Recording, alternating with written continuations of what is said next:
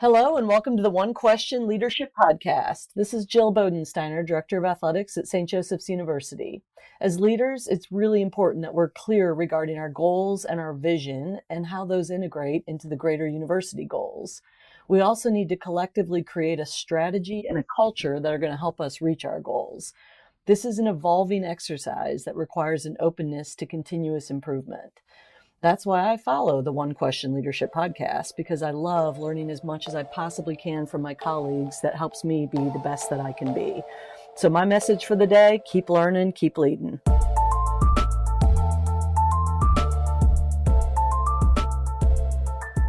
Greetings, this is Tai Brown and welcome to the One Question Leadership Podcast, where we highlight executive and organizational leadership. Be sure to follow us on Twitter at 1Q Leadership. Our guest today is Richard Duran. Richard is the athletic director at University of Incarnate Word. Greetings, Richard. Thanks for joining us. Thanks for having me, Ty.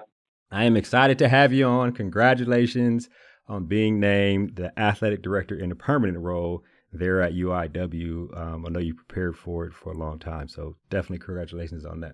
No, I appreciate it very much. I remember about a year ago, Ty, we were sitting down eating lunch at Panera and talking about my goal to be a Division I AD one day. And fast forward a year, and then here we are, chatting again, this time not in person, but kind of seeing what the past year has kind of taken, the twists and turns, ups and downs to get us to this position today. Right. Looking at your background, Richard, you got there, you're at UIW as a deputy athletic director. Obviously, you were the interim AD before your current post. You worked in development and marketing, director of development at Cal State LA, assistant AD for external relations at Louisiana Monroe, where you oversaw all external units, including the external strategic plan. 31 years old, just under 10 years in the profession. You mentioned our conversation at Panera, which, I tend to veer towards picking people's brain, whether they want me to pick their brains or not.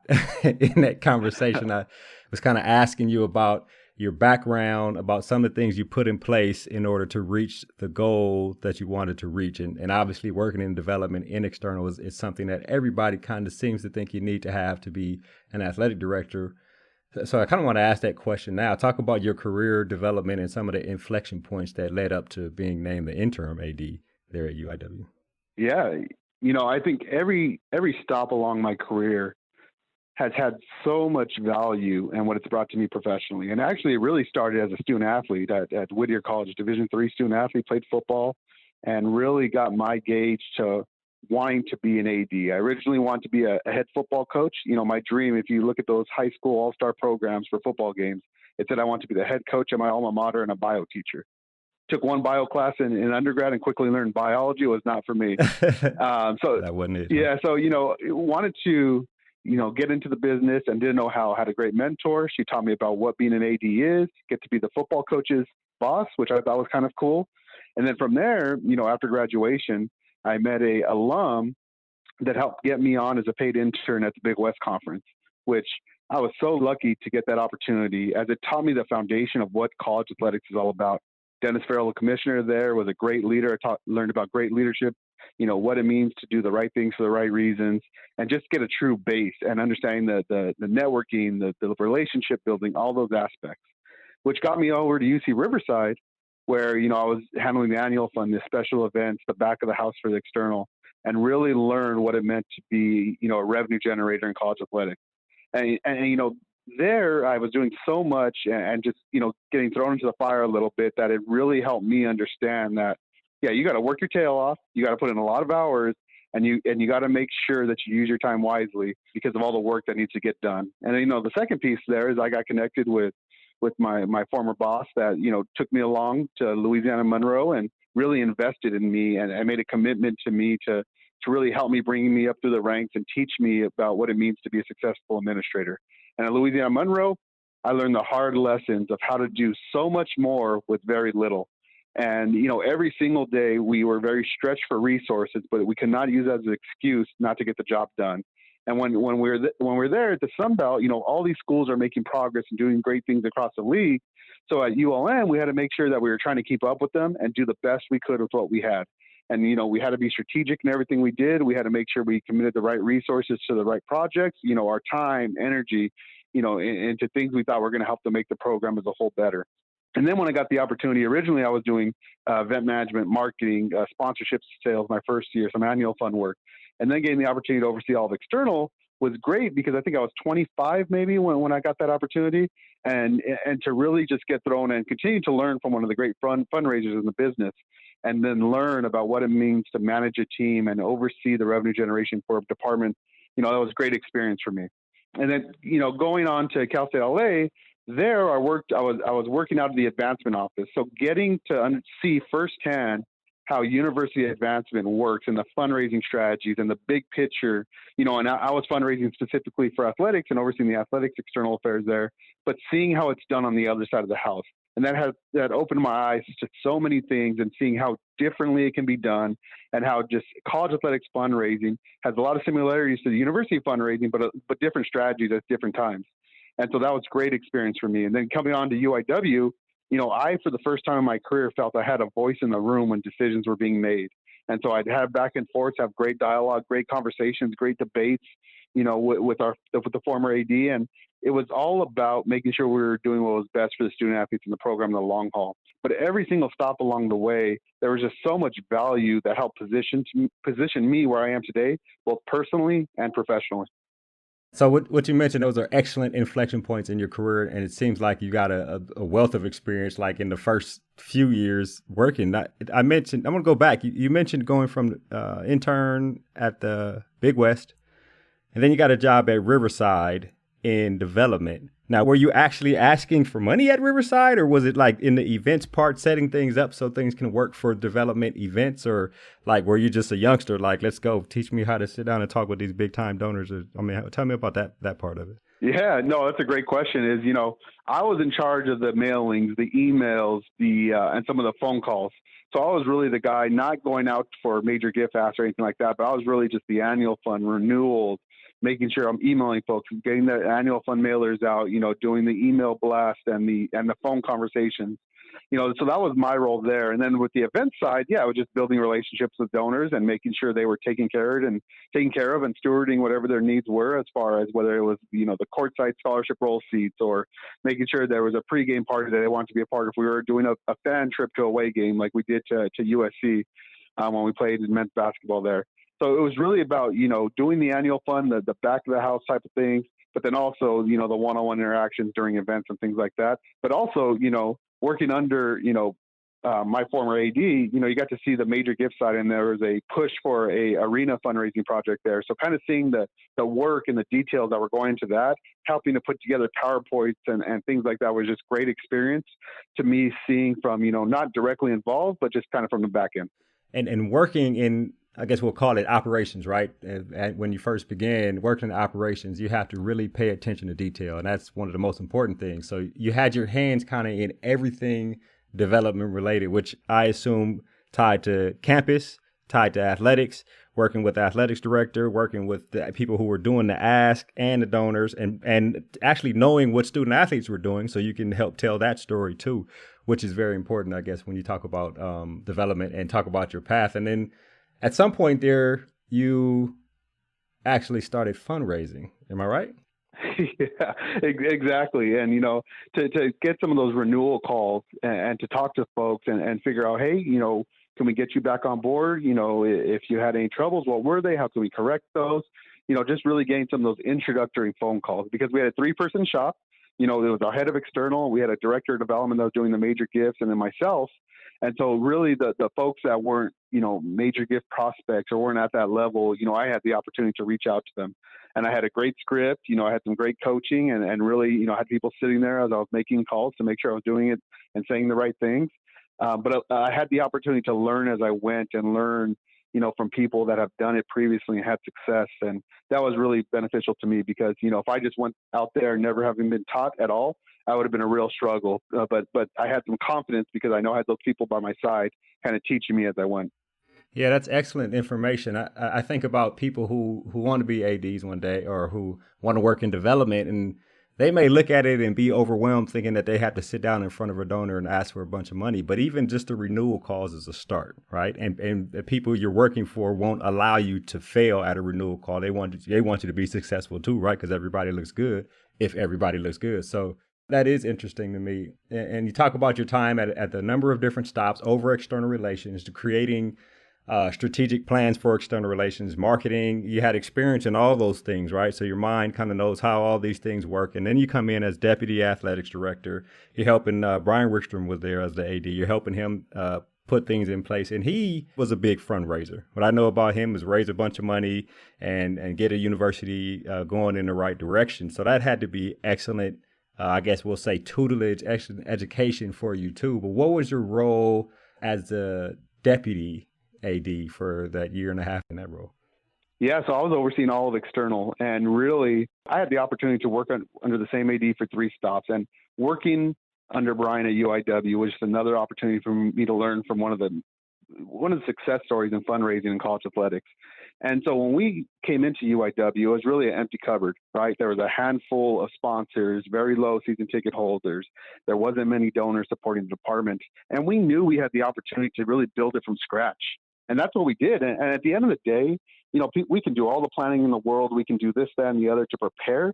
But eventually you got to go and start asking people for support. And that was the biggest thing, is just getting out there and asking people to get involved in whatever way possible, whether it had been, just free food for our student athletes in a trade deal for sponsorships, whether it was hard cash, whether it was joining the courtesy car program, whether it was doing an annual fund gift, whether it was, buying season tickets for football or the basketball programs. Eventually you can prepare, but you got to go start asking. And I think that's sometimes one of the hardest things, for some folks is, we like to prepare, we like to cultivate, we like to do these different things, but eventually you got to go ask people for support. And that's really one thing I learned is, building the relationship, learning how to do it quickly, and putting that relationship in a position to ask for support. And that's one thing I learned over my career working for the same AD at 3 stops, was just how to ask for the funds and how to do it in a manner that puts you in a position for the best way to potentially get a yes. And we got a lot of yeses, and at UIW, we quickly grew the season ticket holder base, quickly grew the sponsorship base, quickly annual, everything just started going to record numbers and all-time highs. And being able to keep that consistent over the past, 3 years has just been great to see, seeing where we started and where we are today and where we need to go. Right. Excellent. Now, I have a philosophy. It started when there were a couple major inflection points in my life, right? Good or bad. And it is that the key to a peaceful existence is to master the ability to adjust accordingly. So in life, we need to learn how to adjust accordingly. So you get a major change, and Dr. Evans there, who I had the opportunity to sit down with and have a good conversation with, decides that we need somebody to run a department. And Richard, I like what you're doing. In the meanwhile, let's make you the interim AD. Talk to me a little bit about that conversation and then jumping on a train and running the department as an interim. It was a decision that when the opportunity arrived to me, it was not how I expected to come. I had previously interviewed for a couple of Division I AD jobs, had the opportunity to have some discussions, and that's the route I was accustomed to, right? Getting the call from a firm and going through the process. But when you're sitting down with the president and the chief of staff at the time, who's now my direct boss, Michael Larkin, and them asking you to serve as the interim, to lead the program forward and continue the great work that's being done, it was an honor. It was a surprise. You know what? I had a phone call. I asked to step out of the room for a minute and, call my father, and he said, "Hey, time to roll the dice and take a shot on yourself." And I fully agreed. And from there, the philosophy was very quick for me. It was win the job every day. And that's how me and the staff operated. We were going to win the job every single day. I had about a 10-month interview process, and every single day we came in with that mindset that we're going to do the best of our abilities every single day. And at the end of this, whatever direction goes, we will know we did everything we could to put ourselves in a great position. And if I don't get the permanent job, we knew we were going to be passing it off to somebody in great health, great position for future success. And, what was nice about it is Dr. Evans and Michael Larkin were so transparent with me and saying, "Hey, here's what we're doing. We've hired an outside firm. This is going to be the timeline. This is what we're going to be doing." And so, at not once was I ever promised or guaranteed or assumed that it was going to be my opportunity. I had to earn it every single day. I had to ask the staff to support me and support our student athletes and the entire team. The reason why I believe I got the permanent job was because of the hard work, the dedication of our student athletes, of our coaches, of our staff, of our supporters. Everybody bought in what we were trying to do, which put me in the position to get the permanent job. And you know what, to be very honest, COVID broke out at the start of the search for the athletic director. And it gave me a new opportunity to manage the department in some extraordinary times that we hadn't seen before.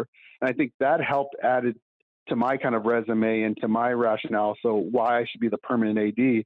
And really when that about 10 months after the original meeting in Dr. Evans' office, Dr. Evans, Michael Larkin, and myself reconvened. And it was just one of those proudest moments of my life where, those words started coming out of Dr. Evans' mouth. It brought tears to my eyes, quite honestly. I remember Dr. Evans throwing a box of tissues over to me because I knew a personal and a professional goal and dream of mine had been achieved. And I was getting the opportunity, and the university that I had committed everything I had to was taking a chance on me for being my age, having a little less than a decade of experience. There's folks that do a phenomenal job in this business and work 20, 30, sometimes 40 years and try to get their AD job. And for this university, for UIW, for Dr. Evans, Michael Larkin, take a shot on me, it meant the world to me. And I told them just because I was going to be the permanent AD doesn't mean our efforts were going to slow down. And just as hard as we worked every single day, that's what we try to continue to do since I've been named the permanent. I wonder, when they gave you the interim title, did they spell out expectations, roles, and responsibilities? I mean, was it in general 50,000 foot view? Hey, athletics, make sure it's great, lead with integrity, or did they go into any of the weeds? Like, look, here are a few things we want to accomplish. Before we name a permanent AD, we want you to help us do that. We think it'll be good for you. Like, how was that part of it in terms of the responsibilities? Yeah, no, it's a great question. And, Dr. Evans and Michael Larkin, all my dealings are just such great minds and thinkers and big picture thinkers that they really just said, Rich, we're on a great trajectory right now. There's great things happening within the department. Let's continue to keep this thing going and continue to make progress. And that was one of the biggest things, just continue the progress that was being made. And then for me, having been in the department for the previous 2 years or so, I knew there were certain things that I want to do myself and implement. And, just because I had a little bit of a different philosophy that I thought was going to bring value to the department. So they kind of just said, hey, do the right things for the right reasons and, just run the show. And as we make progress and as we make decisions on the direction of the AD search, we'll keep you posted. So they really just allowed me to go and to learn as I go. And you know what? My day-to-day contact with Michael Larkin and just, that first few weeks, I'll tell you this, my first few weeks of interim were the craziest first few weeks of my life. My hours and the time I was getting, I burnt myself out those first 3 weeks because I had to really get my hands around everything that was going on. And yes, I was the number 2 previously, but there was so much that I wasn't directly involved in that I had to catch myself up and do it in a hurry. And so I had daily conversations with Michael Larkin about what's going on, what I'm thinking about, what I'm trying to make a decision on. And then from there, as I got more comfortable, our day-to-day conversations went from day-to-day to every other day. And then, once a week, and then to now they're bi-weekly, because I had a full grasp of what was going on in the department. But again, I was not allowed to fail because, I had support there every step of the way. And that was one of the most meaningful things to me, is because not only was our staff and our team working extremely hard in the department, but our leadership across campus was there every step of the way and wanted to make sure they knew that they made me know that I had their support every step of the way. And that meant a lot to me because I felt that I could make mistakes, but as long as I was trying to do it for the right reason, I was going to be okay to learn from them and continue moving forward. Right. I wonder, during your time as interim, you mentioned that there were some things that you thought could probably be adjusted to fit your style, your leadership, and what you thought in terms of success for athletics. Is there any one of those things that stand out to you that was a major decision you had to make while you were interim AD over that, 10, 12-month span? Yeah, the biggest thing, I've been, at my different institutions I've worked at, I've seen how athletics can put itself in a position as a silo and really just operate a little bit differently than the rest of the campus. But I knew because of what our resources are at UIW, which we had an opportunity to be really good, but to reach those levels of success, we're going to need the entire campus support and buy-in. And so one of the biggest things I got right off the bat was I had that first maybe 1 or 2 weeks, I met with every single kind of high-ranking leader on campus, whether it was the provost, CFO, the dean, the comptroller, anybody I could think of that had some influence and direction and had some relationships with athletics. I had one-on-one meetings with them. And, actually, sometimes I brought my admin assistant so they can meet Lisa, who's been great, met the other admin assistants, or whether it was our SWA from the academic side, or our department CFO, all these people, I brought them along in those meetings so they can know who I was, what I was trying to do, and how important and how valuable I believe the relationship with those individuals are. So, now I started getting an opportunity to just pick up the phone and call people when we needed something or ask for help or just to bounce ideas off their head, because I never want to make a decision that's not for the best for the institution as a whole. And I'm always looking at the greater good of UIW. And so if a decision for athletics isn't going to support the big picture for UIW, then it's not the right decision. And so having those conversations and building those relationships, and we say, building the bridge across campus, we have the San Antonio River that splits our campus in half from the academic and the athletic side. I want to build that bridge to the academic side of campus and make sure that athletics and academics are working together for the greater good of our department. So you come into March and there is a global pandemic, and you mentioned that when they brought you into the room after 10 months and named you and said we're going to offer you the job, I guess, and give you the job as a permanent athletic director at UIW, they had to probably see how you led during the transition of March to June in terms of athletics, in terms of working with campus, in terms of making decisions and how they would be for the best of the student athletes, staff, and everyone who involved there in athletics.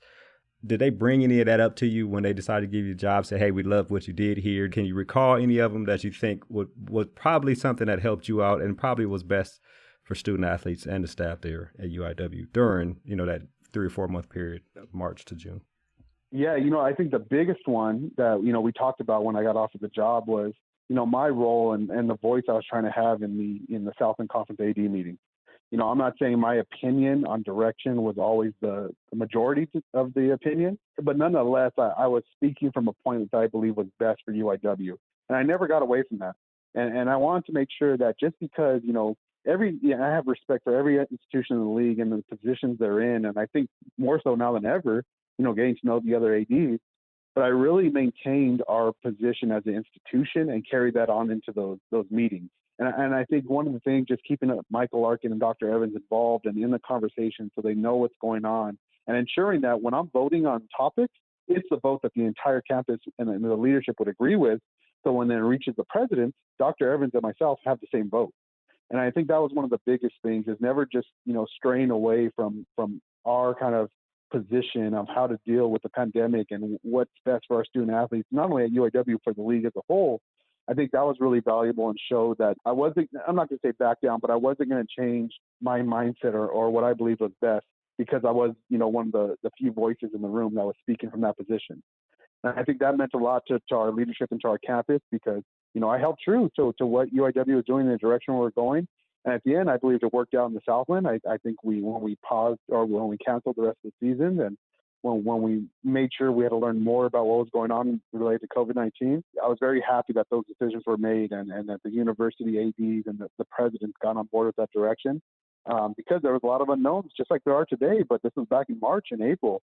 And to go and fast forward to where we are now, looking back at it, I'm just so glad that I held firm and stayed with my position. And I think, again, that was noticed by our leadership on campus.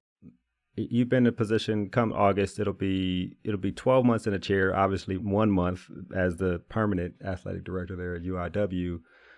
As you come up in your career, you develop your leadership philosophy, and you may think my philosophy on this is this. But once you get into a leadership role where the pressure's on and you are the final say, you're making the decisions now, then, you see if that philosophy works, or you might have to tweak it. Do you have a leadership philosophy that you apply to your leadership style there as the athletic director? Is it different, I guess, than what you had coming up? Talk to me a little bit about your philosophy in leadership. Yeah, 100%. When you're in the number 2 role, or you're coming up as a younger administrator, you believe, well, I would do it this way if I was in the chair. Okay, well, all those thoughts and those comments and those beliefs coming up and through the ranks, well, now I'm here. And now it's my voice in the room that's going to have the final say when I'm making recommendations to leadership across campus. And so you quickly, learn a lot about yourself. And, one of the biggest things that I strive to do, I'm trying to build champions, in the classroom, first and foremost, in the community, and then in competition. Because I believe if you could do all 3 of those things, you're going to have a very successful athletic department that's going to be great for the campus community, and also develop some great student athletes to produce great professionals, once they graduate.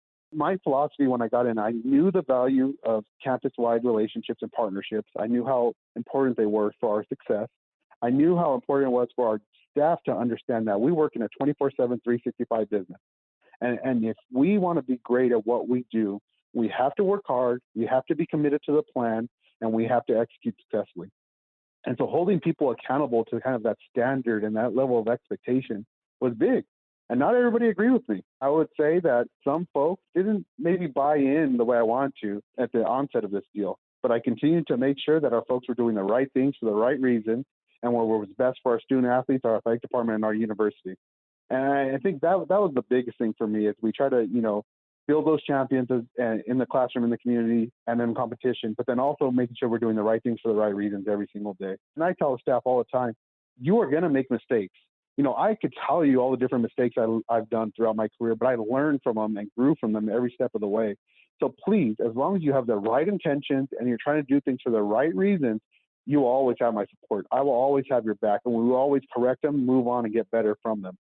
And that's the biggest thing is, sometimes staff are afraid to make mistakes, but that's how we learn. We're going to have some great successes, but we're also going to have some failures that are going to make us better. And trying to make sure staff understands the organization we're a part of. And in this business, it's competition. It's competition every single day. And so when I look at, how many season ticket holders the other school has, or how many, annual fund donors, and those type of things for our administrative side, I want to close the gap. I want to get better. And so I told, the leadership of the department, our head coaches the other day, we're trying to close the gap between us and the rest of the league. Some of these other schools have been Division I for a long time. They've had a great foundation of success for a long time. We need to catch up to them. How do we do that? We do that by closing the gap, whether it's on the field, whether it's in the classroom, whether it's, our community service hours or our revenue generation. And so all these things are going to add up for us to become champions in the Southland Conference, and in the classroom and in the community. But it's going to take a lot of hard work. It's going to take a lot of commitment, and it's going to take everybody being on the same page because we are behind. We are behind the rest of the league, and we're playing catch up. But I believe if we work hard and do the right things for the right reasons, we're going to be in great position for future success. All right. So essentially every day, do the right things for the right reasons. That's an excellent leadership philosophy.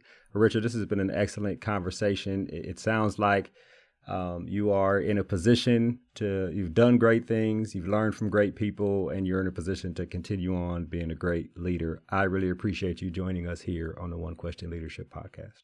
Thank you very much for having me. I enjoyed it. That was Richard Duran. He is the athletic director at University of Incarnate Word. And of course, this is Ty Brown with One Question. And keep in mind, the role of a leader is to create and maintain an environment that people want to be a part of. And as always, be better tomorrow than you are today.